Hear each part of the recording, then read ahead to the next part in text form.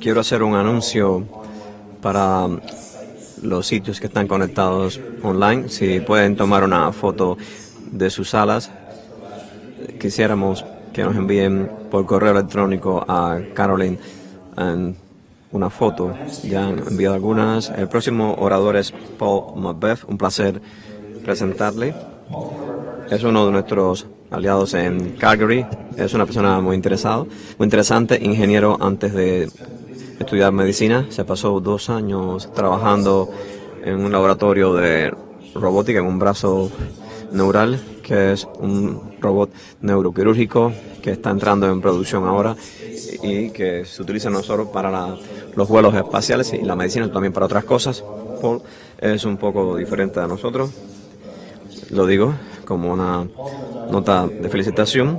Él va a hablar sobre coagulopatía en trauma para que nos diga los detalles para aquellos como Sandro. Bueno, gracias, doctor Ball, por la oportunidad de presentar hoy. Vamos a hablar de la coagulopatía en trauma, un tema interesante que ha crecido mucho en los últimos años.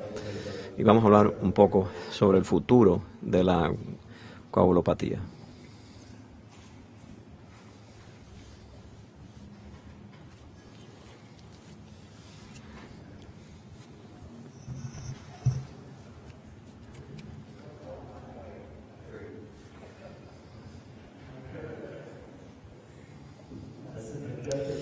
El objetivo de esta presentación es un poco hablar de las perspectivas históricas de la reanimación en el trauma y la coagulopatía asociada.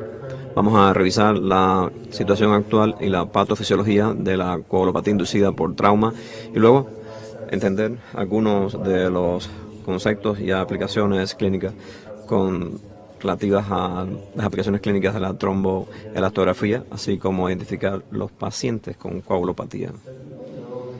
Todos sabemos que el trauma es una de las causas principales de muerte y discapacidad en el mundo, con hemorragia masiva que constituye un 30 a un 40% de la mortalidad por trauma. Y 50% de las muertes ocurren dentro de las primeras 24 horas, cuando el paciente está en el hospital. 1/3 de los ingresados con trauma presentan coagulopatía y tienen 7 veces más mortalidad. Si vemos históricamente el manejo de estos pacientes, hay mucha historia de reanimación que en paralelo a los conflictos armados y las prácticas de transfusión y reanimación han recibido cambios importantes en ese periodo de tiempo. Si vemos en la Primera Guerra Mundial, como escuchamos ayer al Dr. Holcomb mencionar, en la Primera Guerra Mundial mucha reanimación era la parte de control de fluidos, con el advenimiento de la transfusión de sangre, pero los soldados no les fue muy bien. En la Segunda Guerra Mundial se avanzó en la atención postoperatoria. Sin embargo, los pacientes que tenían problemas de infecciones en sus heridas, eso afectó también. En el conflicto de Vietnam empezamos a utilizar la reanimación con cristaloides y empezamos a ver el efecto del exceso de cristaloides.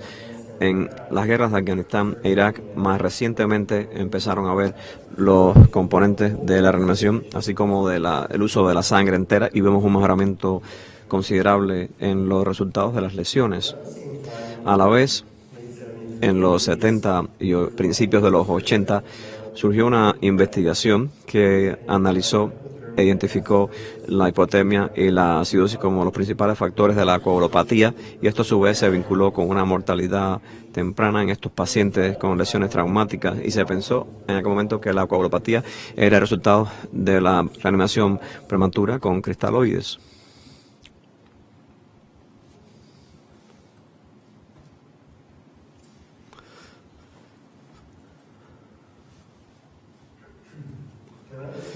Al mismo tiempo, hay una cohorte de datos que empezaron a surgir que identificaron la coagulopatía de manera inmediata en los pacientes que tenían lesiones traumáticas, y eso fue a pesar de la ausencia de razones iatrogénicas y se descubrió que eso era significativamente peor en los resultados de los pacientes. En el 2003 se publicaron 2 estudios que permitieron caracterizar la coagulopatía traumática aguda.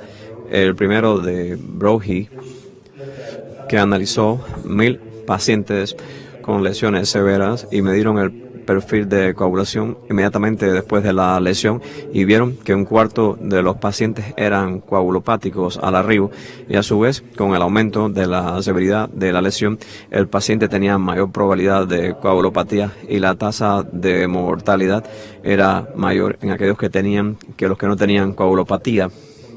Al mismo tiempo, McLeod hizo un estudio que analizó 20,000 pacientes severamente lesionados y más de 1/4 eran coagulopáticos al arribo y casi 20% era la tasa de mortalidad en ese cohorte. Así que de ahí surgió el concepto de la coagulopatía endógena aguda, según la cual esto ocurre inmediatamente después de la lesión y no se relaciona con la deficiencia del factor de coagulación o la resistencia al reemplazo del factor. El concepto de la coagulopatía sistémica progresiva se vincula a la continua pérdida de sangre y a la formación de coágulos y a su vez a la disminución al factor de agotamiento que ocurre y también requiere el factor de reemplazo para su corrección.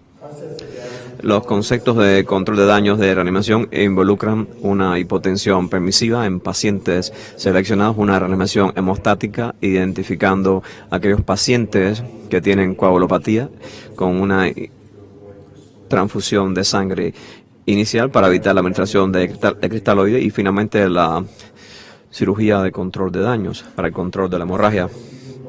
Los protocolos de transfusión masiva han evolucionado y se orienta a una relación de 1-1-1 y hemos visto un mejoramiento en los resultados de los pacientes con estas lesiones. El problema con este enfoque es que carece de una evaluación en tiempo real de la función de coagulación. Si analizamos la patogénesis de la trauma inducido por coagulopatía, hay muchos factores que influyen: la lesión de los tejidos, la hemodilución, la hipotermia, la acidosis, la inflamación sistémica, que es un área importante que influye en el nivel de hipoperfusión o hipotermia. Los 2 principales factores de TIC es la hipoperfusión y el grado de lesión del tejido. Si vemos estos 2 aspectos, la hipoxia y la lesión del tejido, lo que pasa aquí a nivel patofisiológico es una disfunción endotelial. Tenemos la proteína C que se activa, que a su vez disminuye la generación de trombina, aumenta la actividad de fibrinólisis, lo cual a su vez influye en la difusión de plaquetas y genera la coagulopatía inducida por trauma. Si vemos otras comorbilidades de estos pacientes, todo eso se vincula también a este proceso. Y si miramos la experiencia de la escuela médica, todos hemos visto el modelo clásico de la cascada de coagulación y desde un punto de vista académico está bien, pero no nos ayuda cuando estamos en nuestra práctica reanimando a un paciente crítico. El modelo de celular de coagulación publicado en los 90 nos da una idea de in vivo del comportamiento del modelo celular de la hemostasis y describe a su vez la coagulación como 3 etapas superpuestas que tienen que ver con la iniciación, la amplificación y la propagación del coágulo, y esto está regulado por las propiedades de la superficie celular y sus receptores a su vez. La razón por la cual esto es importante es que sabemos que la coagulopatía tiene un efecto negativo en resultados de pacientes de trauma y que depende de la dosis, el aumento en mortalidad y el requerimiento de producto de sangre en pacientes que se presentan con coagulopatía.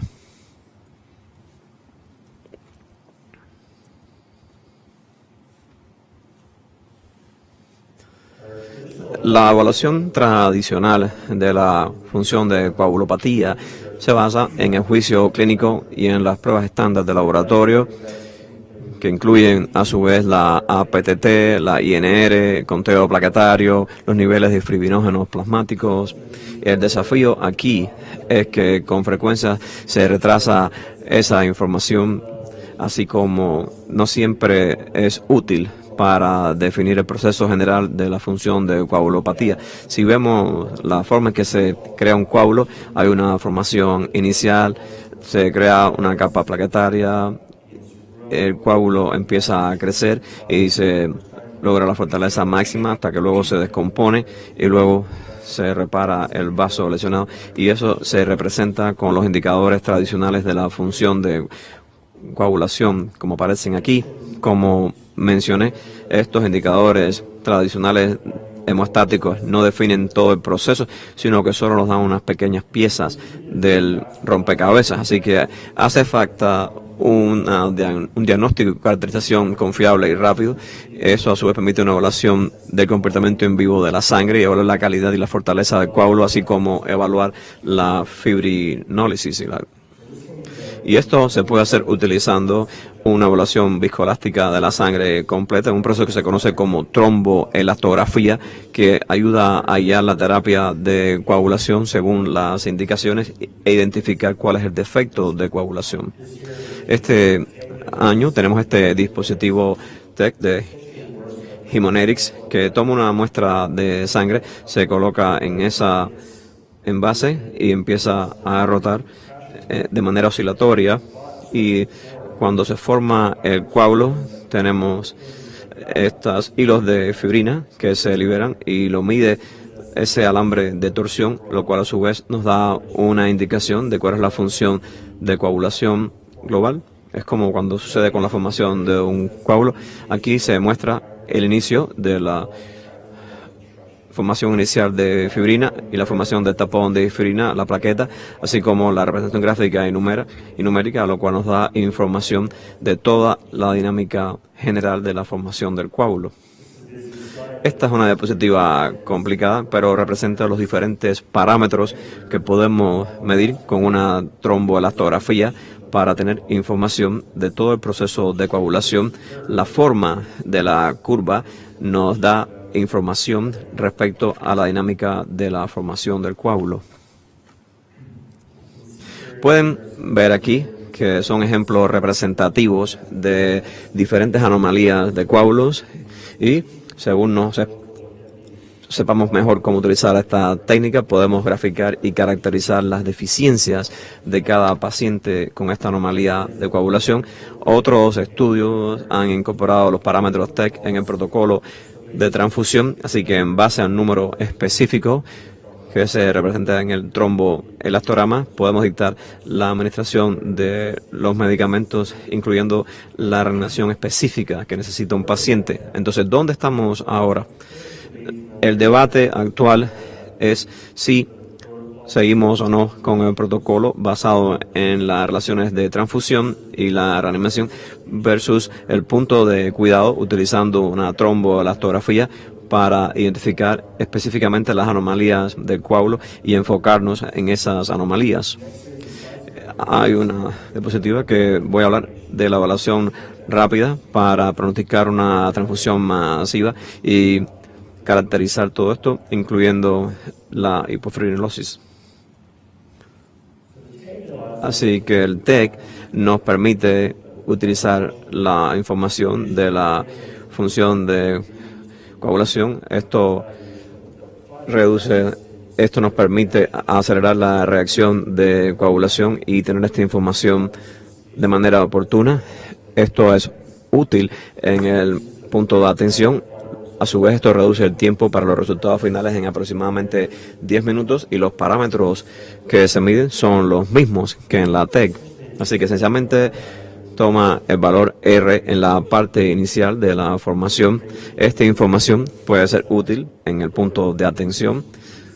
Además de la ACT, los valores TEC están disponibles en 5 minutos y los resultados posteriores podrían estar disponibles a los 15 minutos. En este estudio de aquí de Caron también demuestran que los resultados finales pueden estar disponibles en media hora desde el momento de la recolección de la muestra. También es importante poder predecir la coagulación relacionada con la mortalidad de manera oportuna, utilizando la fortaleza del coágulo viscoelástico, y esto nos da un resultado dentro de 15 minutos. Entender los requerimientos de transfusión también es algo clave. En este estudio de Moore y Denver se demuestra que con esa trombolastografía inicial se puede identificar los pacientes que van a requerir una transfusión masiva, y esto es útil para activar el sistema hospitalario y contar con los productos disponibles. Un área creciente de investigación está analizando la actividad de fibrinólisis de los pacientes a fin de entender quién tiene riesgo de desarrollar una fibrinólisis primaria. Este estudio del grupo de Moore identificaron casi un tercio de pacientes lesionados que requirieron una transfusión masiva y que tenían una fibrinólisis primaria, y se asoció esto con una hemorragia relacionada con muerte también. Otro estudio de Carm considera la hiperfibrinólisis como algo raro y se asocia más bien con la resultación cristaloide. La misión o la implementación del TEC identificó que 2% de pacientes tenían hiperfibrinólisis según la definición, y aquellos pacientes que recibieron en el campo cristaloides tuvieron un 15% mayor de probabilidad de desarrollar la hiperfibrinólisis. Lo que hicieron fue que regresaron a ver los datos y compararon el LY30, que es un parámetro que mide el nivel de fibrinólisis, y lo graficaron para la mortalidad, y descubrieron que el corte tradicional de 7.5% de hiperfibrinólisis debe reducirse a 3% realmente en base a la curva de mortalidad, como se ven aquí en esta gráfica. Así que ellos utilizan ahora de manera selectiva el TXA en pacientes con un LY3 mayor o igual a 3% si se administra dentro de 3 horas de la lesión. En este estudio de Moore, esto es más convincente. Ahora ellos analizan el espectro de la fibrinólisis y lo dividen en los pacientes que tuvieron una hiperfibrinólisis y que cortaron la inhibición del sistema fibrinolítico, y descubrieron en ese estudio que el 65% de los pacientes habían cerrado la fibrinólisis, casi un 20% tenía una actividad fisiológica y un 20% tenía una actividad hiperfibrinolítica. Como pueden ver en la gráfica, los pacientes con hiperfibrinólisis tenían una mayor probabilidad de morir de manera prematura en la reanimación por trauma, pero aquellos que cerraron la fibrinólisis tenían mayor probabilidad de morir, pero posteriormente. Esto podría ser la causa de una muerte por multisistémica, por falla multisistémica, así que hay que ser más específico de quién enfocar para tratar con el TEG. En un estudio también identificaron la hiperfibrinólisis en la muerte hemorrágica temprana, y el cierre de fibrinólisis hizo que el 90% de los pacientes murieran por esta MOF, así que hay que tener cuidado de a quién le damos esto. Así que la ventaja es que nos permite caracterizar la fortaleza del coágulo. Las transfusiones pueden dirigirse a los pacientes y así identificamos el uso del producto de sangre óptimo. A su vez nos permite reaccionar de manera rápida y caracterizar la coagulopatía. También permite reducir los costos de transfusión, que eso puede tener un beneficio económico y también para el paciente respecto a los efectos adversos. Así que el futuro está aquí y yo pienso que eso es un área creciente de investigación. Vemos un cambio de paradigma en la estrategia de reanimación, alejándose de los cristaloides y la terapia de componentes de sangre, utilizando sangre entera, y las técnicas de control de daño y reanimación han evolucionado, y entiendo que la compresión de la coagulopatía inducida de trauma sigue evolucionando, y esto es un campo interesante de investigación, y yo pienso que el TEC nos ofrece una oportunidad de ver específicamente lo que necesita el paciente e identificar qué productos requiere específicamente para la reanimación. Muchas gracias.